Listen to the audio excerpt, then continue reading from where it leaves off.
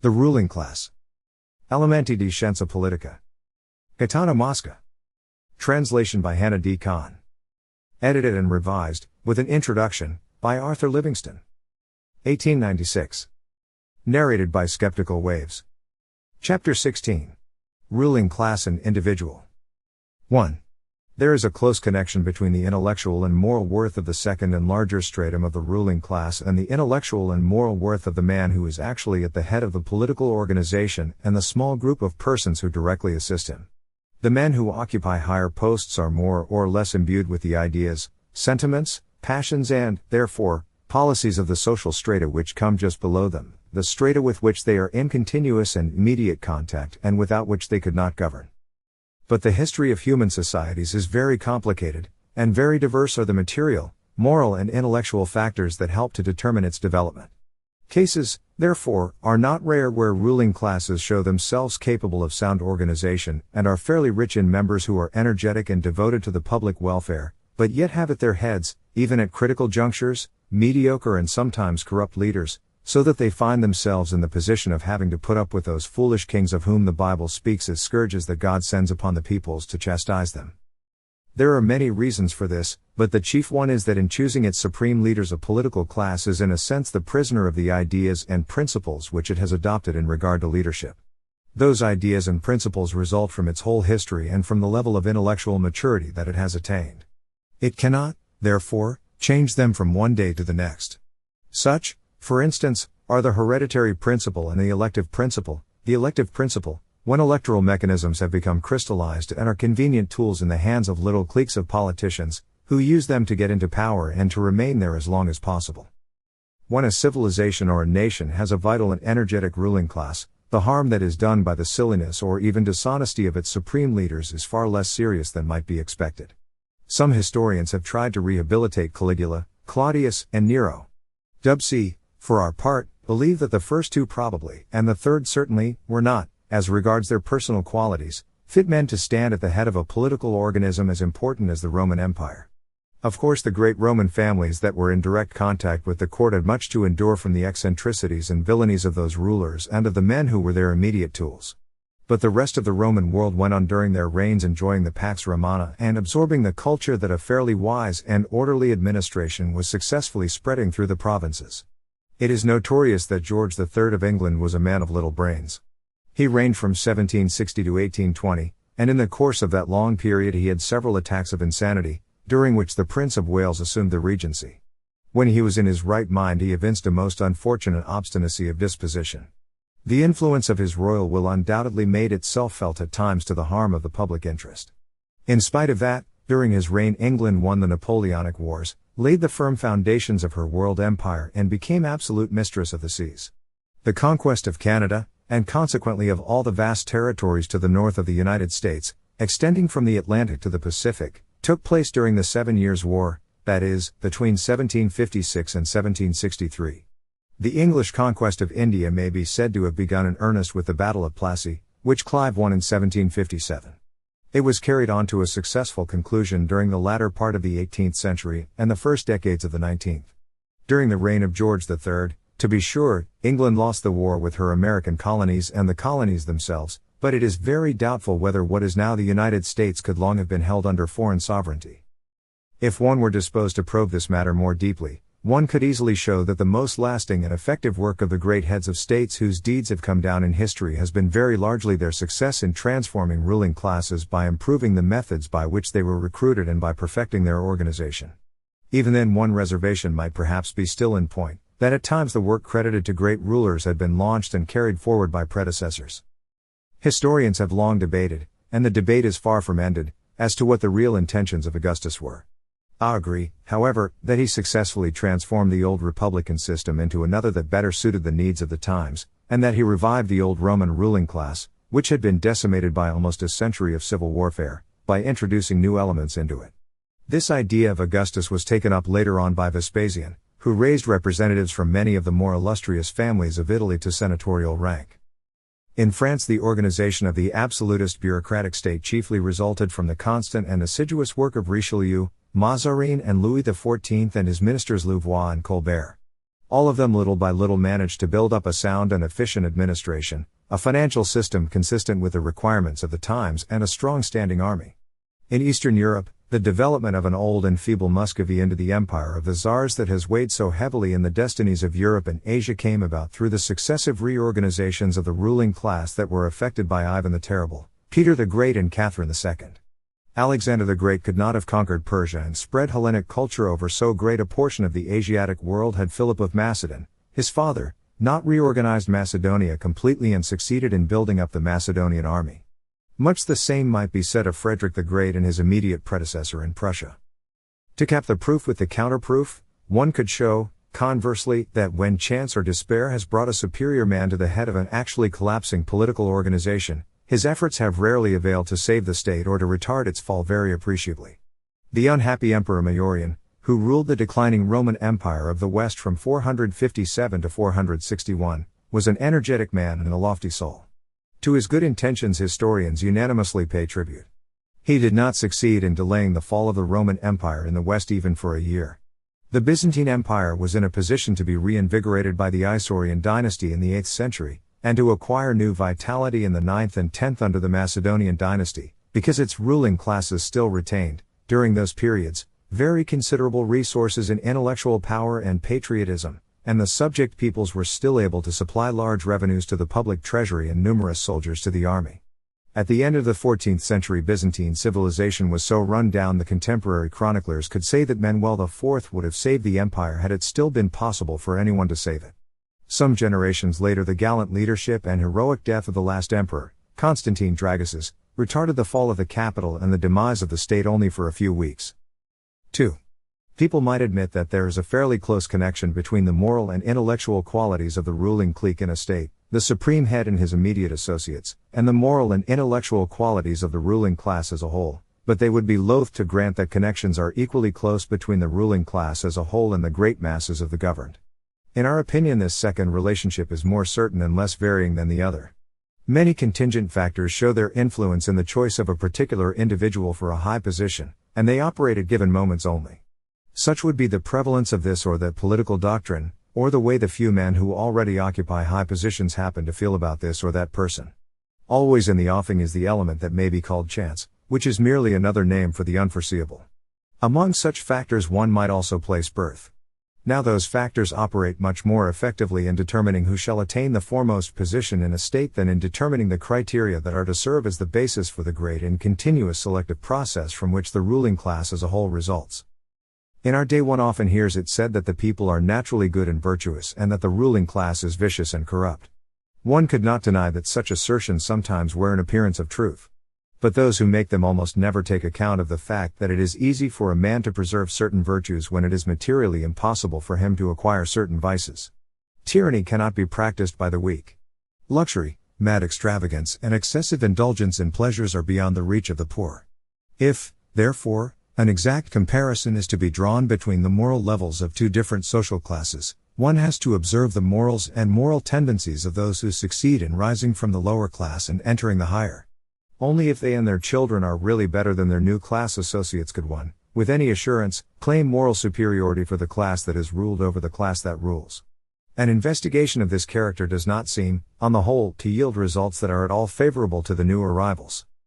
It may be objected that only the worst types in the lower classes succeed in getting ahead and climbing into the ruling classes. But that view represents an incomplete, confused and therefore inaccurate conception of the criteria that regulate the struggle for social preeminence. To those criteria one must look for the chief reason why one tribe ruleth and another languisheth. Undoubtedly there are qualities which those who succeed in climbing from the bottom to the top are at all times and in all places obliged to possess, and which their descendants also must retain to a certain degree, if they do not wish to fall back to the status of their grandfathers or forefathers. Among such qualities are the capacity for hard work and a constant determination to rise in the world and to cling to one's place at the top when one gets there. But there are other qualities, which vary greatly according to times and places, since they correspond to the needs and natures of the various epochs and to the tendencies of the various peoples. In general, in every society, circumstances being equal, success is reserved for individuals who possess in eminent degree the endowments which, in that society at that particular time, are most widely diffused and most highly esteemed. If one is to recognize and appreciate the value of an intellectual or moral quality in one's fellows, one must to some extent possess it oneself. That rule we think we can infer from our own experience in life, and anyone can establish the truth of it for himself, if he will simply look about him. In order to feel the charm of a great artist, we must possess a certain amount of artistic sense ourselves, and so if we are sincerely to admire great courage, or great uprightness, we must ourselves be in a measure courageous and upright. It is not possible to grasp the noblest qualities of human intelligence and character if they are totally foreign to our natures. Conversely, where slyness, intrigue, and charlatanry are the common rule and highly prized, the slyest man, the best intriguer, the most perfect charlatan, will, other things being equal, make a great success. If the majority believe that deceit is the royal road to fortune, those who excel in the art of deception will most often be the ones to make their mark. In all countries, at all times, the man who would get ahead must have a certain amount of ability, must possess an aptitude for making use of his talents. He must have the knack of claiming the attention, and sometimes the admiration, of his fellows. He must be able to convince them of his superiority. Possession of this particular aptitude for advertising oneself has become much more important, as a means to success, than it was down to a few centuries ago. The important thing nowadays is to have the goodwill and the protection of the daily newspapers that have the largest circulations. More than 4 centuries have passed since Machiavelli wrote in The Prince, "Everyone sees what you seem to be, few know what you are." Today it has become infinitely easier to seem, since the great majority of people form their opinions about politicians, scholars and scientists from what the newspapers say of them. But the kind of ability that is required for success varies considerably according to times and places. We know that there is a white magic and a white magic that is based on the higher qualities of mind and character, and a black that is based upon the lower. Probably white magic has never really been very effective in any country, or in any position, unless it has been mixed with a little of the black, or at the very least, with the art of displaying the best sides of one's character and intelligence, and keeping the worst sides in the dark. But the respective dosages in the mixture may vary widely from one nation to another, and within the same nation from age to age. They vary because when black magic comes to be too much used in a given social environment, public taste rebels and the individual who relies on the mixture is then disqualified, much as a gambler is disqualified when he cheats at cards. Evidently, in an environment that is highly refined in its taste, those who best know the arts of white magic will be more likely to get to the front. The contrary will be the rule in environments where the arts of black magic are more common and so more tolerated. As we study the history of the peoples, we see that many of them have long undergone and are still undergoing foreign dominations, or have been governed by aristocracies of foreign origin for long periods. That was the case with Russia, where the first empire was founded by a group of Scandinavian adventurers. After Ivan IV, and especially under Peter the Great, foreign elements in goodly numbers entered the ruling class of the country. After Alexander the Great had destroyed Persian dominion in Egypt, Egypt formed an independent kingdom under the Ptolemies, who introduced Hellenic culture. During that period the Egyptian ruling class was of Hellenic or Hellenized origin. Conquered later by the Romans and governed by the Byzantines after the fall of the Western Empire, Egypt was one of the most turbulent countries in the world during the 5th and 6th centuries. Then in the 7th century the country was conquered by the Arabs, and deferred first to the Umayyad caliphs of Damascus, and then to the Abbasides of Baghdad. Toward the middle of the 10th century Egypt regained its autonomy, because it was conquered by a Berber army which came from Tunisia and set up the Fatimid Caliphate under a Berber dynasty, with its seat at Cairo. The Berber dynasty weakening little by little, and the population of Berber origin mixing with the natives, Egypt was annexed, toward the end of the 12th century, by Saladin's empire. After the death of that sultan, Egypt was almost continually governed by the generals of mercenary armies of foreign origin, mainly Circassian, until in the 16th century it was conquered by the Turks. The Turks, however, promptly handed the government of Egypt back to the Beys of the Mamelukes, a militia also of Circassian origin. The Mamelukes were first defeated by Bonaparte and then exterminated by Mehemet Ali, the first Khedive, a man of Albanian origin. Today in Egypt, upper-class families are in the main of Turkish, Circassian and Albanian descent. As for India, it seems certain that long before the first Mohammedan conquest, AD 1000, the country had suffered invasions from barbarians to the north. These are supposed to have been ancestors of some of the more warlike populations. They assiduously avoided any intermixture with natives. That was the case with the Rajputs, who nevertheless embraced the Brahman religion and culture. On the other hand, the more recent conquerors of Turkish or Afghan origin did not adopt any native religion. They had already become converts to Islamism before they entered the country. The last Turkish conquest was led by Babur, who laid the foundations of the empire of the Grand Mughal at the beginning of the 16th century. Since the territory is so vast and conditions vary so widely from one section to another, populations of ancient Hindu origin and of Brahmin culture have also founded large states in relatively recent times, as, for example, the Great Federation of the Marathas. This state was well organized from a military point of view. But almost the whole of the Great Valley of the Ganges, and a large part of central and southern India, were governed by Mohammedan sovereigns at the time of the English conquest, and the dominant class was Mohammedan and in the main of foreign ancestry. Not a few examples serve to show that as long as a dominant class of foreign origin keeps fairly pure in blood, the state retains its strength and the country its prosperity, but that, as the class begins to fuse and confuse with indigenous elements, the political structure weakens and the nation falls into anarchy or comes under a new foreign dominion. Now when such facts are continually repeated and endure through long revolving centuries, they seem to show that the indigenous elements in the nations in question did not possess the aptitudes and virtues required for developing a native ruling class worthy to rule, and that if they did at one time possess such virtues, as Egypt and India at one time certainly did, they subsequently lost them. We have already remarked that it is harder to command than it is to obey. When a nation or a race does not possess elements that are fitted for command, or when those elements wither away or fail to develop because they are stifled by the general intellectual and moral mediocrity about them, then that people or that race is destined to fall under foreign rule, or under ruling elements of foreign origin. All this emphasizes the great practical importance of the doctrine which we have been setting forth in this work.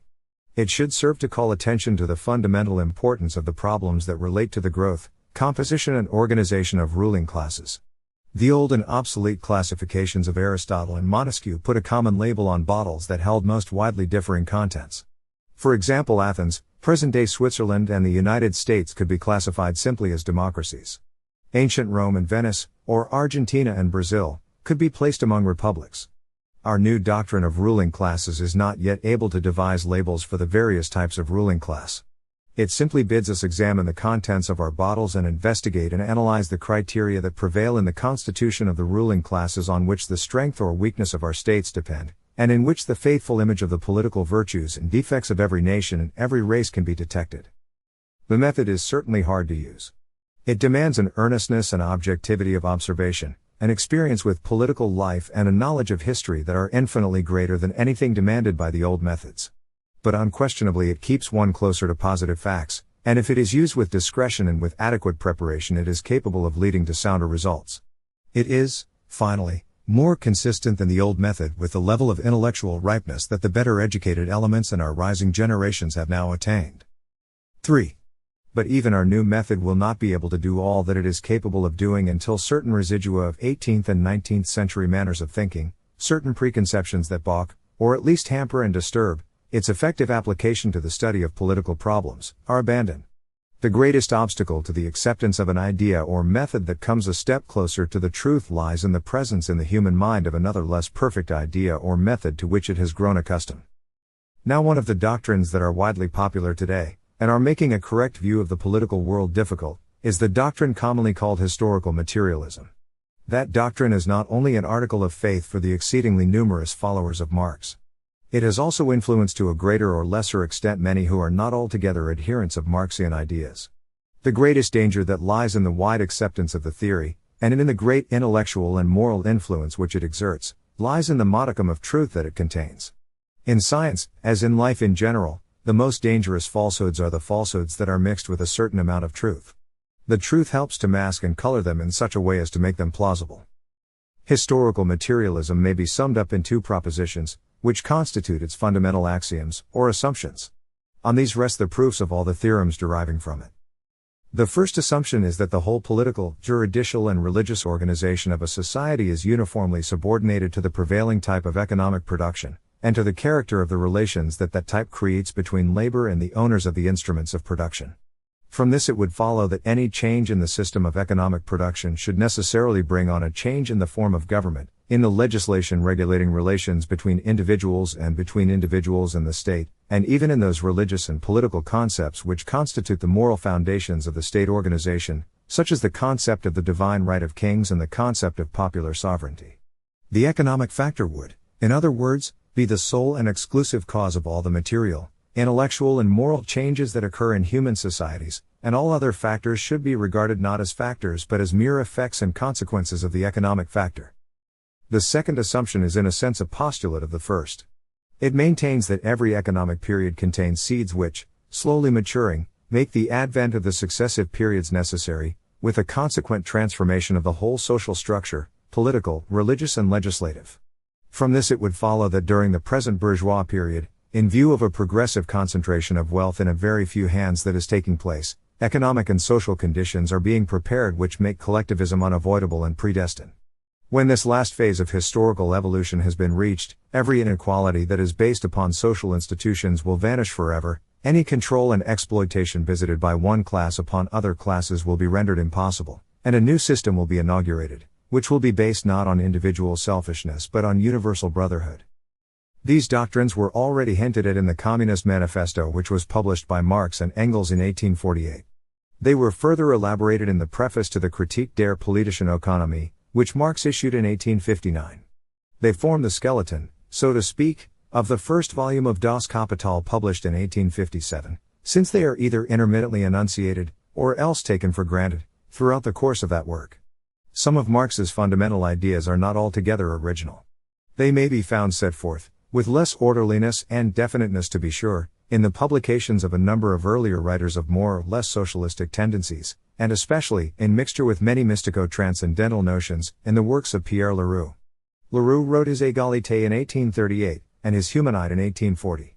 He too looked upon communism and absolute equality as the inevitable conclusion of the whole historical evolution of mankind. He thought of the 19th century as representing a transitional period between a world of inequality, which was coming to an end, and a world of equality, which was about to dawn. As regards the former of the two assumptions, it is to be observed first of all that many historical examples might be adduced to show that very important changes have occurred in human societies, changes that have radically altered political constitutions and sometimes the political formulas on which those constitutions were based, without any simultaneous or approximately simultaneous modifications in systems of economic production, and in the relations between labor and the owners of the instruments of production. The Roman Republic was transformed into the empire of Augustus and his successors. In our terms, the classical city-state became a political organism of the bureaucratic type, without the slightest change in systems of production and without any alteration in the laws regulating the ownership and distribution of wealth. The only change that did take place, and it was certainly not a general one, was a change in the persons who owned the property. After the Second Civil War especially, a great deal of private property was confiscated and distributed among the soldiers of the triumvirs.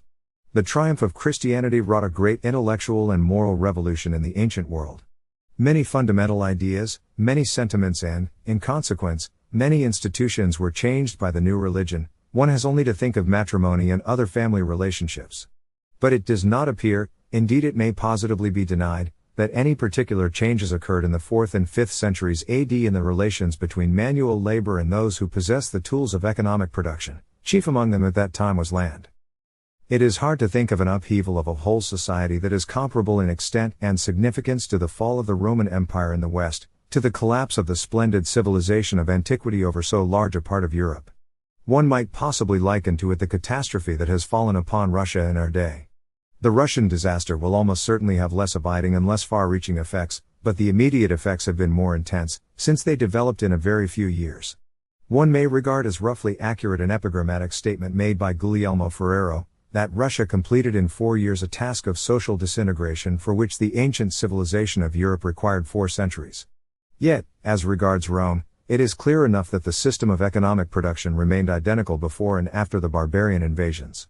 Rural serfdom was not brought about by the barbarian invasions. It was already a generalized institution under the Low Empire.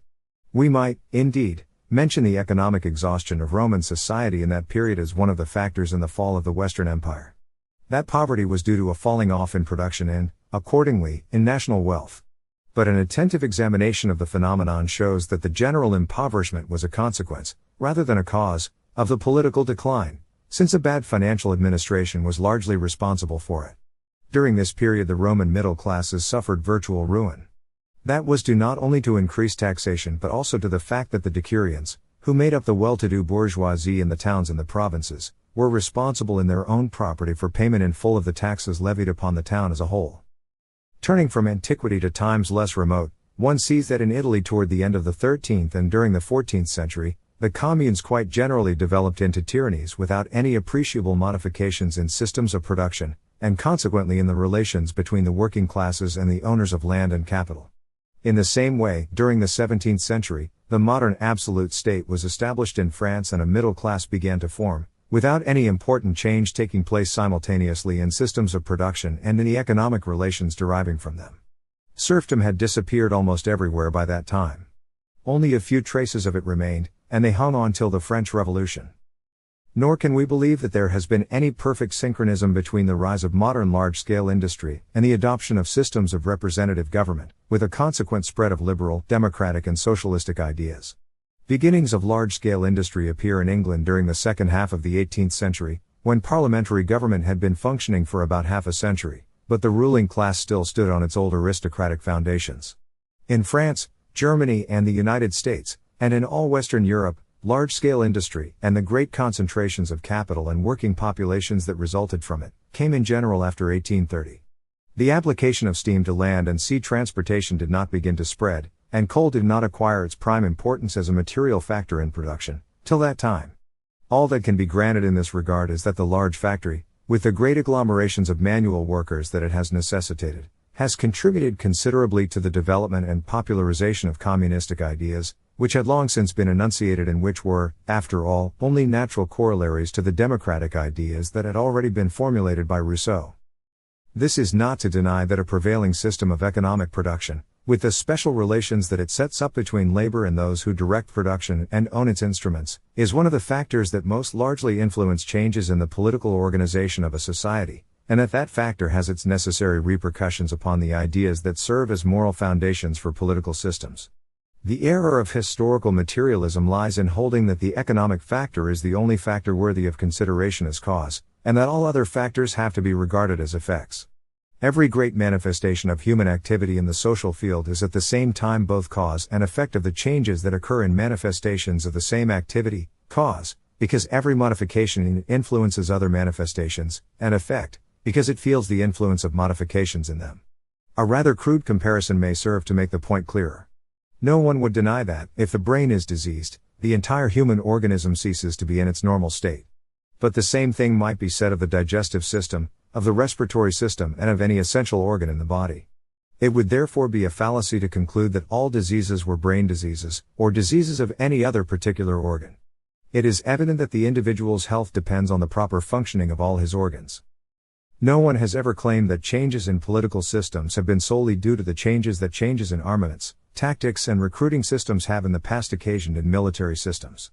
Nevertheless, we have already seen Chapter 13, Section 3, Chapter 14, Section 5, the political effects that resulted in the Greek city from the substitution of hoplites for the old war chariots and cavalry as the decisive arm in the military establishment, and we have observed that the final victory of royalty over feudalism, which was won in the period between the middle of the 15th and the middle of the 17th century, was largely due to an increasing use of firearms and to continuous improvements in them. Careful examination of the history of the last century of the Roman Republic would bring out political consequences that followed changes in the recruiting system for the legions. The reform by Marius was carried out in 107 BC. Marius enlisted men without property and sons of freedmen in the army. Except under most unusual circumstances, for instance toward the end of the Second Punic War, such people had been barred from military service. A few years earlier, in 123 BC, a lex militaris, moved by Caius Gracchus, put the costs of the soldiers' equipment and armament upon the state. Before that, each man had had to provide his own equipment out of his own purse. This reform made it possible for even the poorest man to serve in the army. The two reforms taken together help very considerably to explain why, during the last 60 years of the Republic, the soldiers became blind instruments in the hands of their leaders, on the strength of promises that were made and kept of bonuses and of distributions of the lands which were often confiscated from political adversaries. Freedmen and slaves were also enrolled in the army during the Second Triumvirate. Now the old Republican state could not have survived if arms had ever been granted to the lower strata of the population. When it becomes possible to write the history of the 19th and 20th centuries in some sereneness of mind, it will be easy to see the political effects that resulted from the extension of compulsory military service to all citizens. First introduced by the French Revolution, that measure was later adopted and improved upon, first by Prussia and then by the other continental countries. It seems altogether absurd to regard as mere effects, and never as dignified, respectable causes, the political doctrines and religious beliefs which constitute the moral foundations of state organisms. Penetrating deep down into the consciousness of ruling classes and masses alike, they legitimize and discipline command and justify obedience, and they create those special intellectual and moral atmospheres which contribute so greatly toward determining historical circumstances and so toward directing the course of human events. Apart from Christianity and the power it acquired over the minds of both masses and ruling classes, and apart from a tenacious remembrance of the unity that the civilized world had achieved under Home, there could be no explaining the age-long struggle between papacy and empire, which was one of the outstanding events in medieval history. Had it not been for Muhammad and the Quran, the great Mussulman state would never have come into being, yet that state has played, and still plays, an important part in the history of the world, and it has introduced a special type of civilization wherever it has been able to get a foothold and survive. Had we not inherited from our distant forebears, Greek and Latin, the concept of political liberty and the doctrine of popular sovereignty, which was later modified and adapted to a new age by Rousseau and other political writers of the 18th century, the modern representative state would not have been heard of, and political organization in Europe in the 19th century would not have been so profoundly differentiated from organization in the 18th. If the development of political thought is followed through the various periods of history, one easily sees that the political circumstances of a writer's day do greatly influence his manner of feeling and thinking and therefore his theories, but that his theories in their turn help very considerably to influence the political views of successive generations and so to determine new circumstances. Many examples could be adduced to this point, and this, after all, is just one more of the many cases that one meets in the social sciences where what is an effect at one moment becomes a determining cause at another moment. It is useless to argue whether moral forces have outweighed material forces to a greater extent than material forces have used the moral in their own service.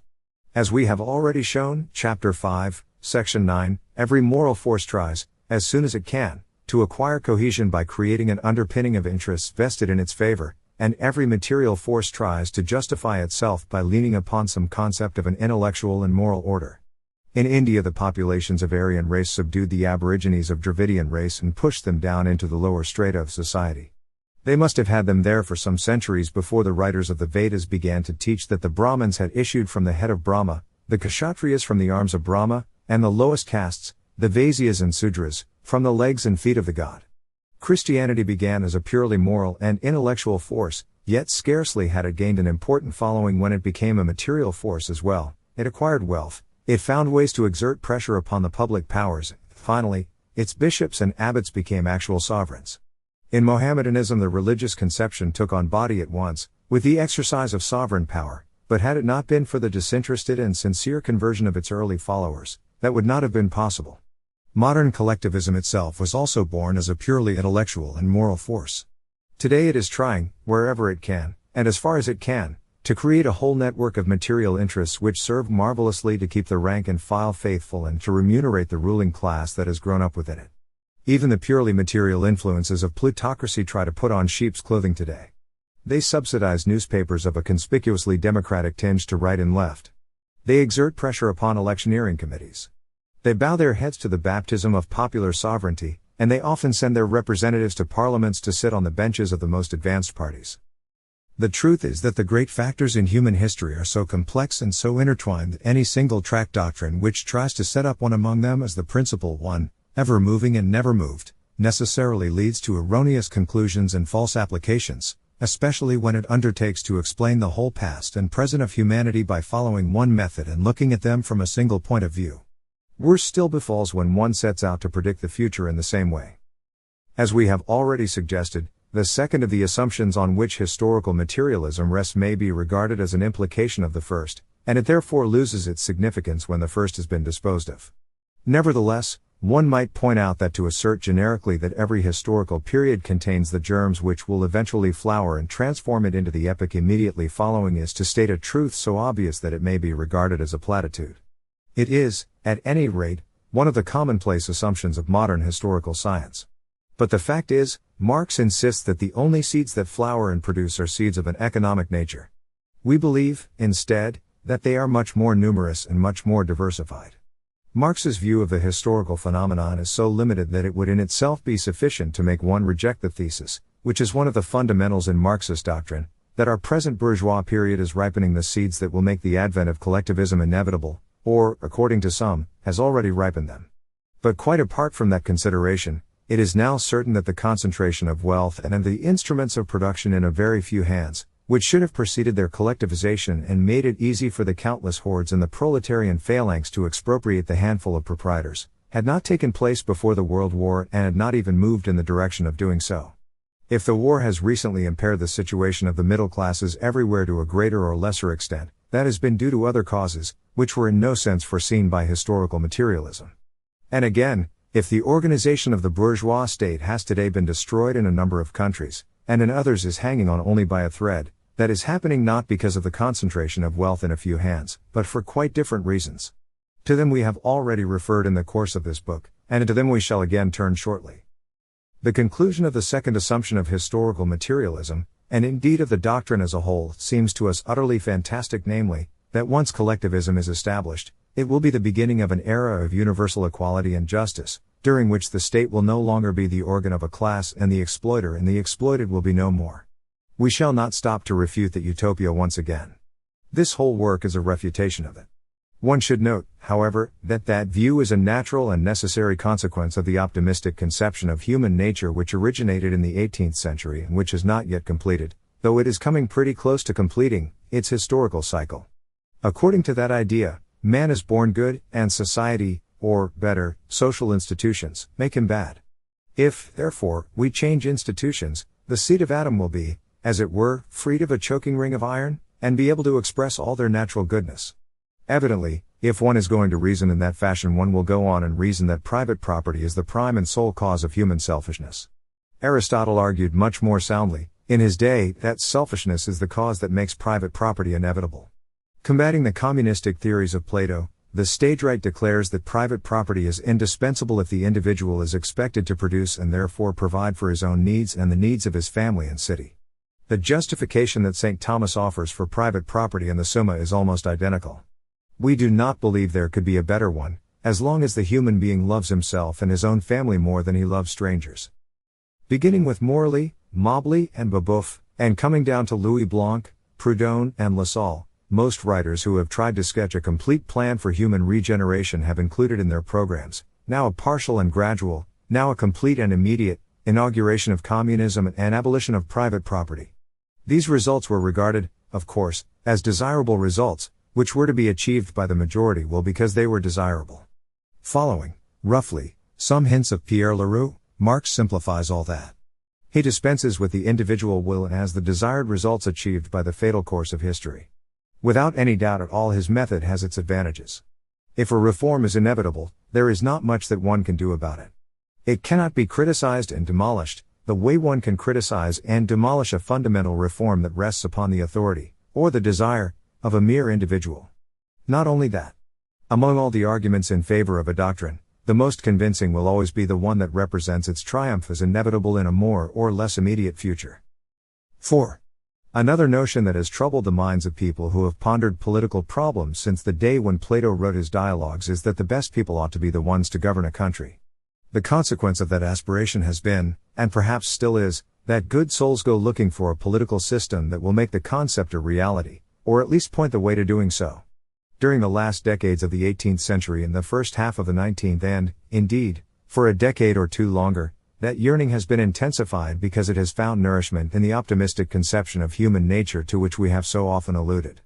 That opinion made it easy to imagine that if one could change institutions, all the less noble instincts that ravage our poor humanity would automatically be suppressed or become atrophied.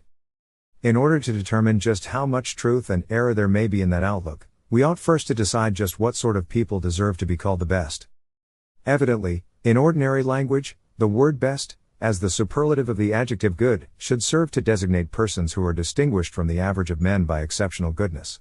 The best on that basis would be the most altruistic people, those who are most inclined to sacrifice themselves for others rather than to sacrifice others to themselves, those who in life give much and receive little, those who are, to use a phrase of Dora Meligari, faiseurs de joie rather than faiseurs de peines.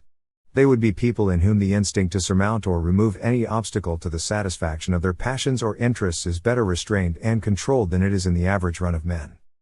But surely it must have become apparent by this day and age that goodness, taken in such a literal sense, is a quality that is of great service to others but of very little service, as a rule, to those who possess it.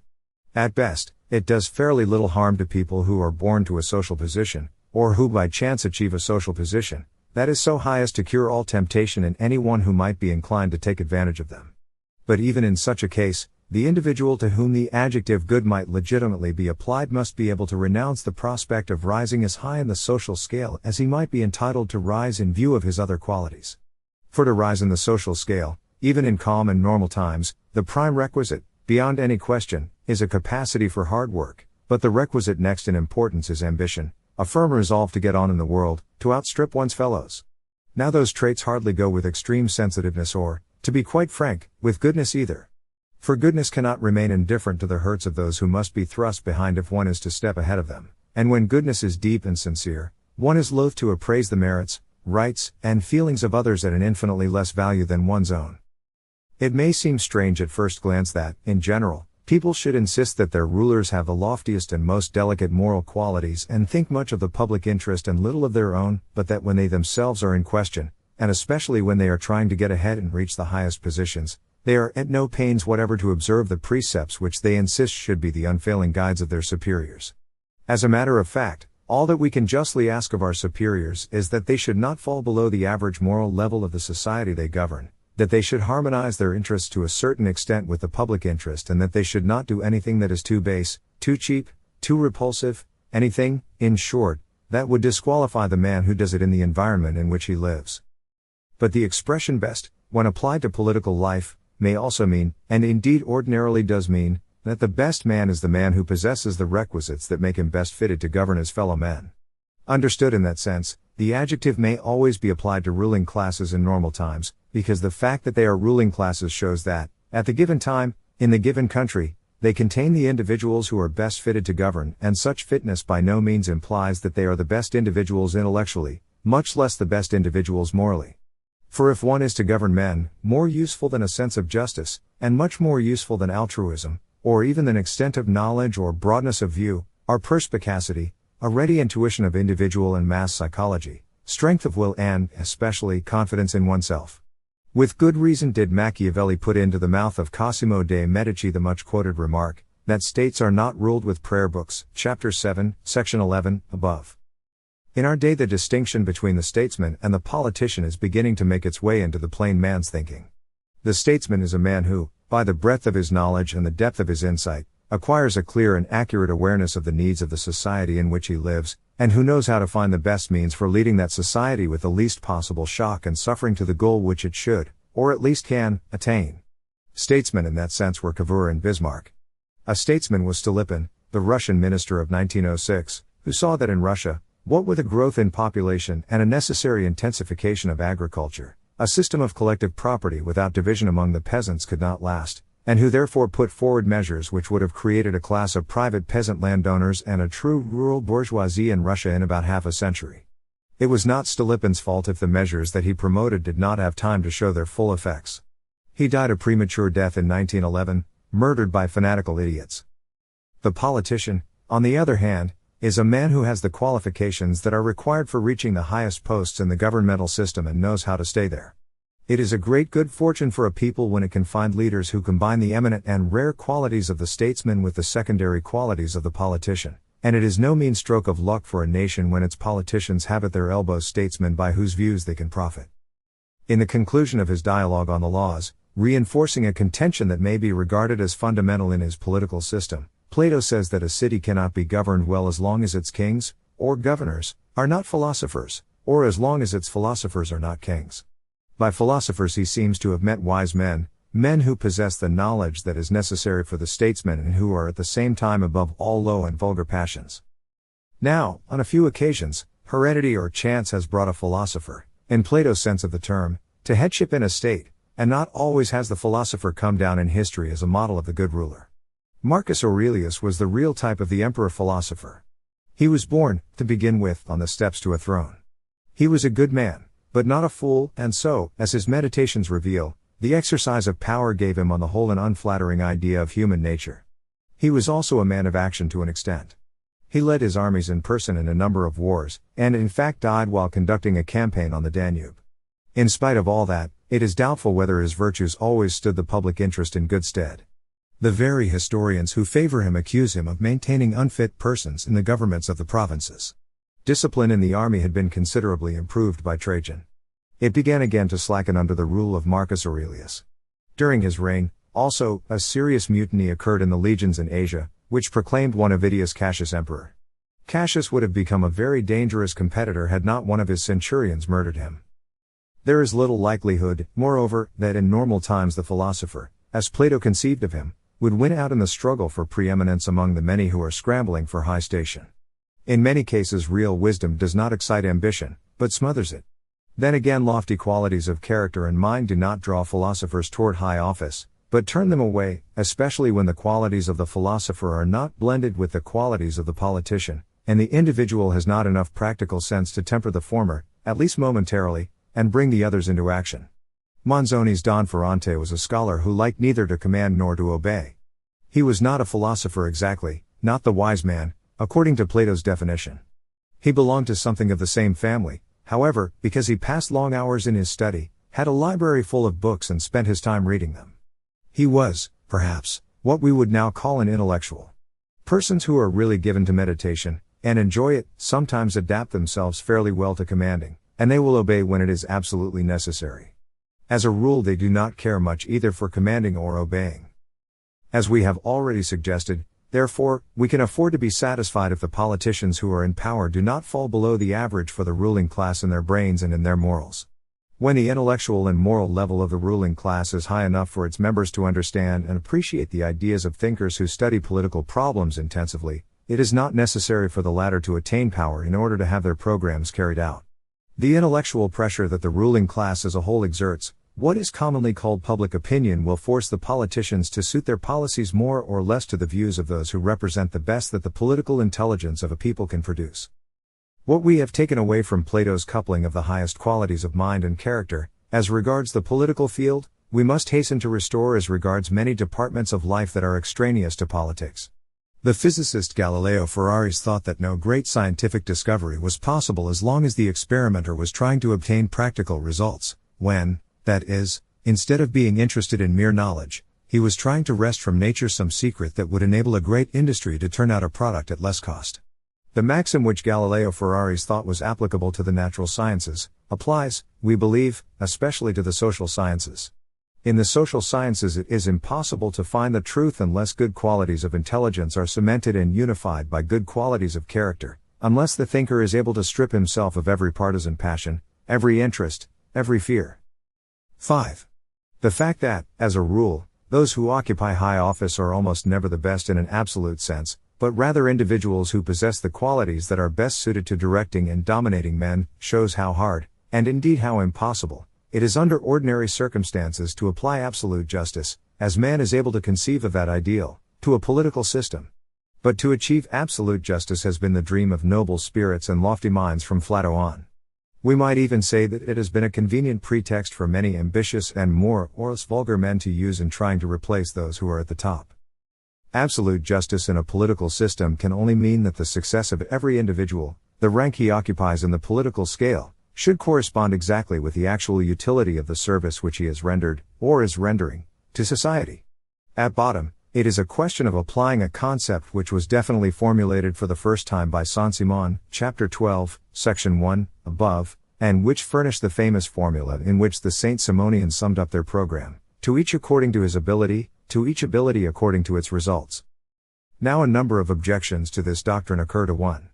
In the first place, how are we to evaluate accurately, and with a certain promptness, the exact worth of the service which an individual has rendered, or is rendering, to the society of which he is a part? We say promptness because if the evaluation is to come a century later, or even a decade or two later, whether it is to bring reward or punishment does not matter much. The man to whom it will be owing will already be in his grave, or at least in an advanced old age. Not only that. However great our goodwill, merits or mistakes of a political nature are, from the largest to the smallest, the mistakes that bring their consequences after the longest lapses of time. Only in fairly distant perspective, as a rule, can we judge calmly and with relative sureness as to whether the policy of an official, the vote of a chamber, the decision made by a cabinet at some grave moment, has been, or has not been, to the best interests of the country. As a matter of fact, men almost never wait as long as that to judge such acts, but for that very reason their judgment is often influenced by passions or interests, or artfully diverted by the wiles of intrigue and charlatanry. But suppose time and the passing of generations have snuffed out interests and stifled passions. Suppose the wiles of intriguers and charlatans have gone the way of the interests and passions. Suppose there are no more crowds to applaud because they are trained to applaud, and no more writers or newspapers to extol or disparage in bad faith. Even then, men are so constituted for the most part that they do not succeed in being objective and impartial, even in the solitude of their studies. As we have seen, Chapter 1, Section 18, Chapter 12, Section 3, historical research always yields more or less uncertain results when we are trying to judge of great personalities in the past, whereas its inferences and conclusions are much less uncertain when we are reconstructing and interpreting the institutions, the ideas, the achievements of great civilizations. Now that uncertainty is largely due to the emotional habits of writers. Many a scholar cannot express his admiration for one great personality who lived 20 centuries before our time without disparaging some other personality of the same ripeness of age. Many a historian, writing in the 20th century, cannot manage to exalt Caesar without taking a fling at poor Cicero. All of which would go to show that even when personal interests and greeds have fallen silent, antipathies and sympathies, in the classical sense of those terms, in other words affinities or disaffinities of mind or of temperament, are enough to make men unjust toward other men who vanished from the earth centuries and centuries before their time. Evidently, therefore, to establish an exact and unerring relationship between merit and success, between the works of each individual and the reward or punishment that is due him, would be a superhuman task within the competence only of an omniscient and omnipotent being, who could look behind the veils that hide all consciences, who had none of our ignorance, none of our weaknesses, none of our passions. For that reason, perhaps, almost all the great religions, beginning with the religion of the ancient Egyptians, have deferred final judgment on a man's work to the end of his earthly life, and have then handed the judging along to the gods, or to God. A certain equivalence between service rendered and recompense received might be found in the free contracts that are made in private life. But that equivalence is not founded upon a moral principle such as is desired for political life. It is simply a question of demand and supply, or of the relative needs of the two contracting parties, whereby the service is rated higher when it is much in demand, and the recompense is lower when the supply of work to be done is scant and the supply of service is overabundant. This purely economic equivalence does not, as the moral equivalence would require, take account of the sacrifice that the service has cost, and it ceases functioning altogether when the services are rendered not to definite individuals or groups of individuals but to collectivities as wholes. It is a common impression that great scientific discoveries, whether in the field of the natural sciences or of the social, have not invested their discoverers with high office in the state, or lifted them to the summits of wealth, or supplied them with the gilded parasols and the elephants mad with pride which, according to the ancient authors of India, awaited the powerful on earth, above, Chapter 11, Section 3. On the other hand, practical applications of discoveries have almost always enriched inventors and given them influence and power. Truly, it should be one of the duties of those who govern, at least in countries of ancient and sound cultural traditions, to give moral and material recompense to scientists like Copernicus, Galileo, Volta, or Champollion, who have made discoveries that are useful to all mankind but cannot be directly exploited by private industry. Sometimes, in fact, rulers have performed that duty more or less satisfactorily, though usually when performance of it could be profitable to them as corresponding to the wishes of an enlightened public opinion. But even if there is never to be an absolute justice in this world until humanity comes really to be molded to the image and likeness of God, there has been, there is and there will always be a relative justice in societies that are fairly well organized. There will always be, in other words, a sum of laws, habits, norms, all varying according to times and peoples, which are laid down and enforced by public opinion, and in accordance with which what we have called the struggle for preeminence, the effort of every individual to better and to conserve his own social position, will be regulated. The coexistence of an absolute justice and a relative justice has been recognized since classical antiquity, which had learned to distinguish civil right, jus civile, founded on law, from natural right, jus naturale, based on reason and human beings' natural sense of equity. Seneca analyzed slavery as an institution that was consistent with civil right but contrary to natural right. That relative justice varies from place to place and time to time has also been pointed out repeatedly. One thinks at once of the pensée of Pascal. According to relative justice, a certain amount of work is almost always necessary to achieve success, work that corresponds to a real and actual service rendered to society. But work always has to be reinforced to a certain extent by ability, that is to say, by the art of winning recognition. And of course a little of what is commonly called luck will not come amiss, those unforeseeable circumstances which help or seriously harm a man, especially at certain moments.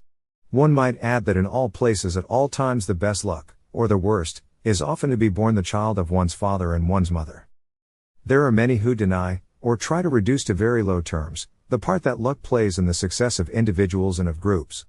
They should read, or reread, the thoughts of Guicciardini, who very soundly remarks, those who attribute everything to wisdom and virtue, and rule out the power of fortune as far as they can, at least have to confess that it is very important for a man to stumble upon an age, or to be born in an age, when the virtues or qualities on which he prides himself are held in high esteem.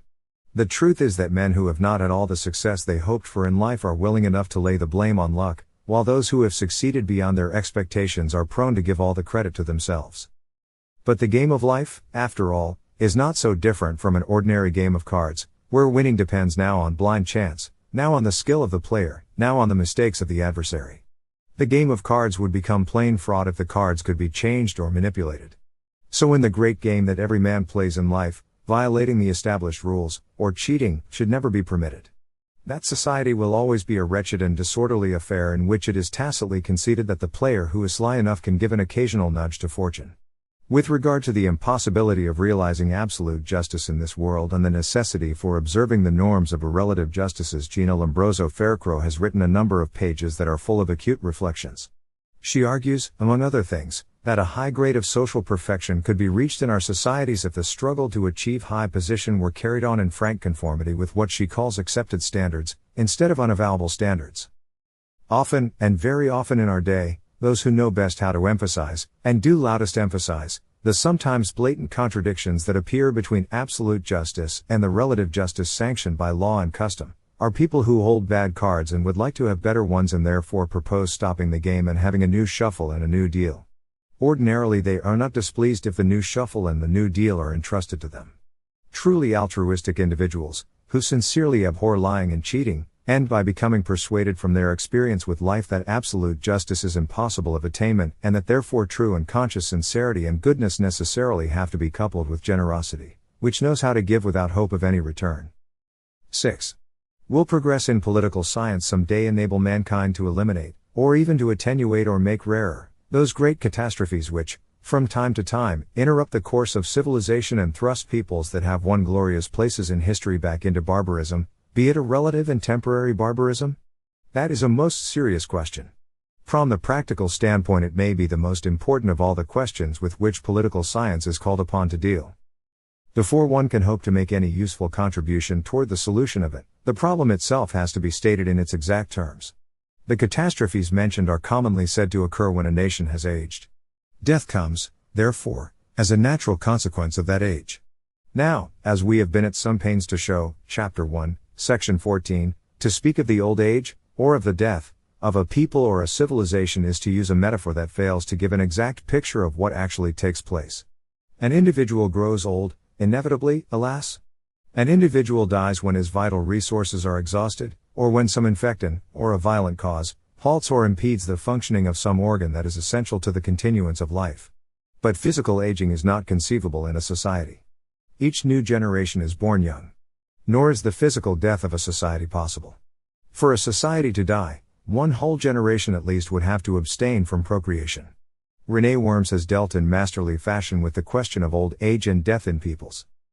To be sure, there are thinkers who declare that states, like individuals, are fatedly condemned to disappear some day or other. So far, no sound proof has ever been given of any such necessity, and, for our part, we do not believe in it.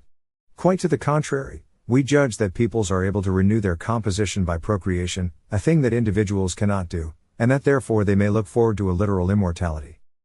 It would not be difficult to mention cases of peoples that have disappeared without leaving any descent.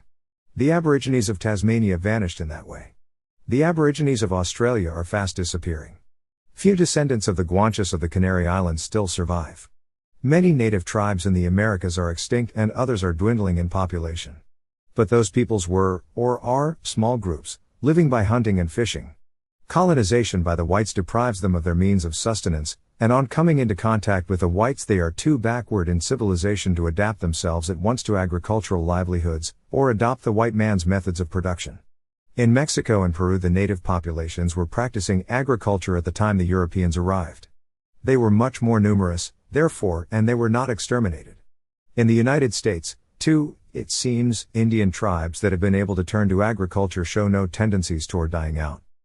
Very different is the situation with peoples that have long since reached the agricultural stage, have organized into orderly, powerful and thickly populated nations and created or developed civilizations.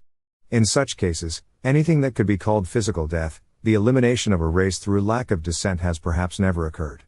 Once a people has reached that stage of culture, it may lose its original physiognomy, it may be absorbed by other peoples, by other civilizations, it may change its religion and sometimes its language, it may, in a word, undergo a comprehensive intellectual and moral metamorphosis, yet it continues to survive physically.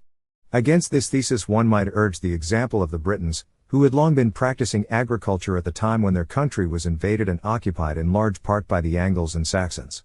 But in the first place, a primitive Celtic lineage still survives in the north of Scotland, in Wales and also in French Brittany, whither some of the Britons emigrated under Saxon pressure. In the second place, if the Celts lost their language over the major part of Great Britain, they were by no means exterminated. They were simply absorbed by the invaders of Germanic race. Studies of such problems often yield vague or uncertain results, but it really seems as though the population in the western counties of England, and in a large part of Scotland, had remained basically Celtic. History is full of such transformations and survivals. The descendants of the ancient Gauls and the ancient Iberians survived underneath the crust of Latin civilization that came to give them a new outward shape.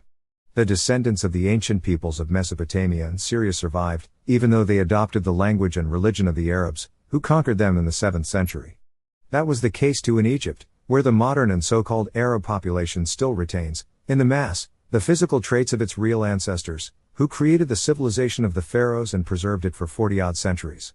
Modern Italians are still, in the main, descendants of the ancient Italic peoples, and in the veins of the modern Greeks, however much their blood may be mixed with other bloods, the blood of the Hellenes who knew Pericles and Aristotle still flows, and so does the blood of the Byzantines of the 9th and 10th centuries.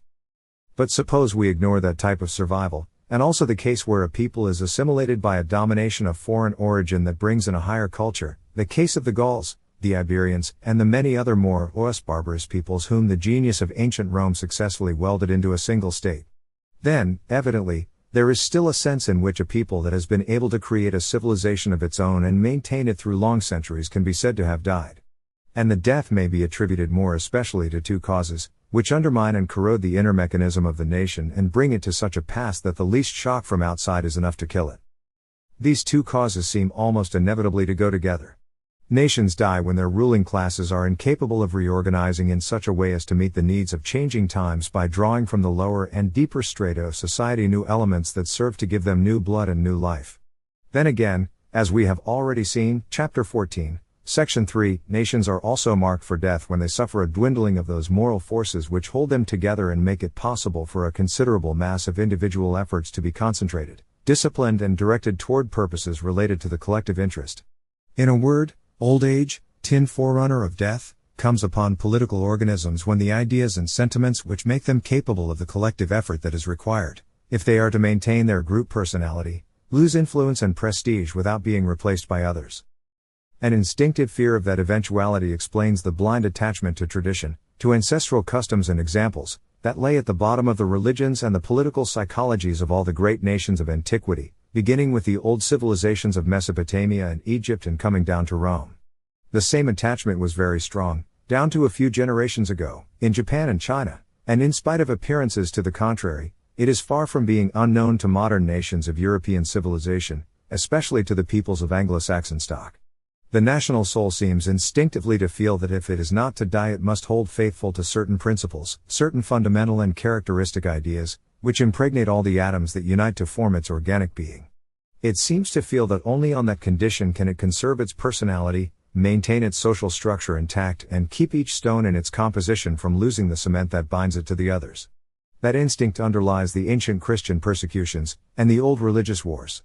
For the historical events that have helped most to modify the complexes of sentiments and beliefs that were peculiar to the old nations were the rise and spread of the great world religions, which seek to embrace all humanity and blend it in a universal brotherhood, yet impress upon their believers a special intellectual and moral stamp.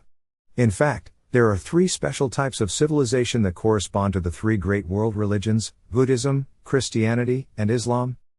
Unfortunately, or perhaps fortunately, an excessive and exclusive cult of the past is likely to result in fossilization, and for a nation to be allowed to remain stationary with impunity, all other nations have to be equally fossilized. China and Japan tried to relax into immobility during the 17th and 18th centuries and part of the 19th. In order to keep influences from Europe out of China, the Emperor Yongzheng, who reigned between 1723 and 1735, drove out the missionaries. Japan had preceded him on that road. As early as 1639, an edict of the shogun Iemitsu prohibited commerce with foreigners with very few exceptions and made it subject to very severe penalties. Neither nation succeeded entirely even at home, but in any event they both underwent brusque awakenings from outside. China had to begin opening her doors after the so-called Opium War with England, which broke out in 1839. Japan did the same when Commodore Perry, with his American squadron, appeared off her shores in 1853. Complete immobility in a human society is an artificial thing, whereas continuous change in ideas, sentiments and customs, which cannot help having its repercussions upon political organization, is natural. To prevent change, it would be necessary to destroy all influences from the spirit of observation and inquiry, from the growth and spread of knowledge, from accumulating experience, for such influences make it inevitable that new manners of thinking should mature, and new manners of feeling, and these necessarily corrode faith in ancestral teachings and weaken the traditional concepts that form the foundations of the political structure of the forefathers. It was not at all likely that a Greek living in the days of Plato and Aristotle could still believe in the gods as the childish anthropomorphism of Homer conceived them.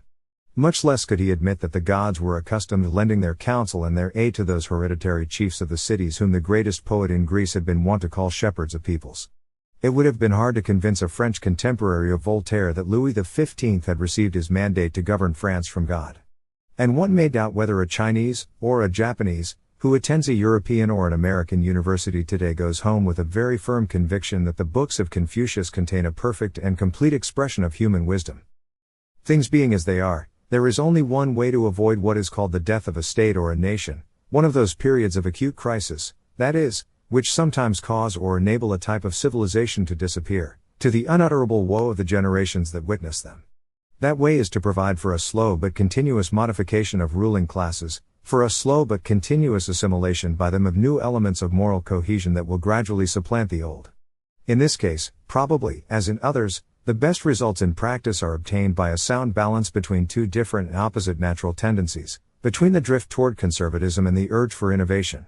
In other words, a political organism, a nation, a civilization, can, literally speaking, be immortal, provided it learns how to transform itself continually without falling apart. A truly remarkable example of adaptation to necessary contacts with foreign peoples, without any abandonment of the special traditions and sentiments which form the core of the national soul, has been supplied during the last 50 or 60 years by Japan. That country has found a way to transform itself radically without falling apart. It is interesting that during the period in question Japan has been governed in practice by a limited aristocracy, made up of the most intelligent men in the country. Of course there is still the chance that, gradually, as other European concepts percolate into the lower strata of the Japanese population, the country will have to face one of those unavoidable conflicts between old and new ways of thinking and feeling that pave the way for crises of the sort we have been considering. 7. If the death of peoples, the complete ruin of political organisms, those lasting and violent social crises that interrupt the course of civilization and throw men back toward the brutes, were in any real sense avoidable, the development and recognition of a real political science might certainly contribute considerably toward avoiding them.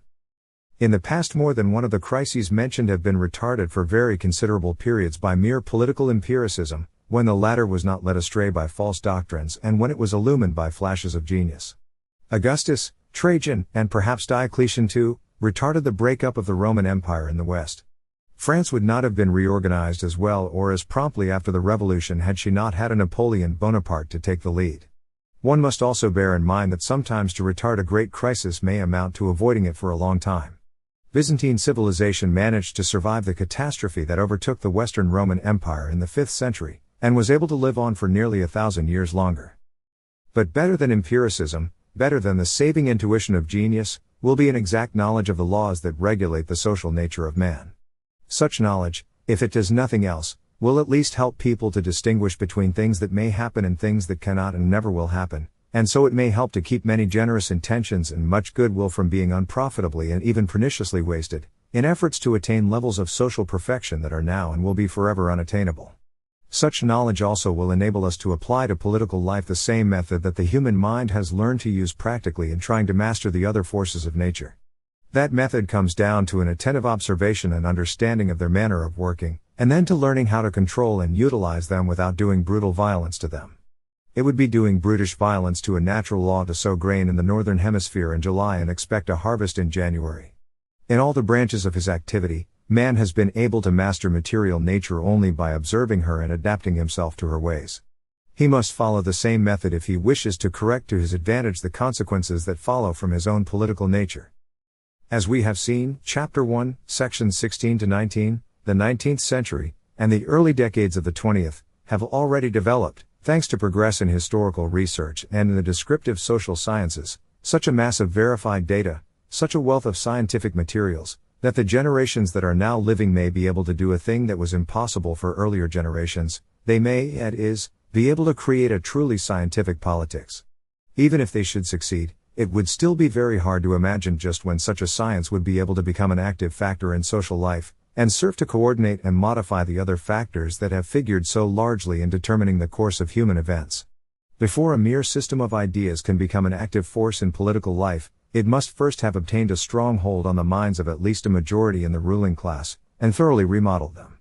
It must, that is, have come to control and determine the manner of thinking, and therefore of feeling, of those whose opinion counts as public opinion. Now truly scientific ideas are the least adapted of all ideas to doing things like that. They are not at all adaptable. They lend themselves little, if at all, to any stirring of the passions of the day, or to any direct satisfying of the interests of the moment.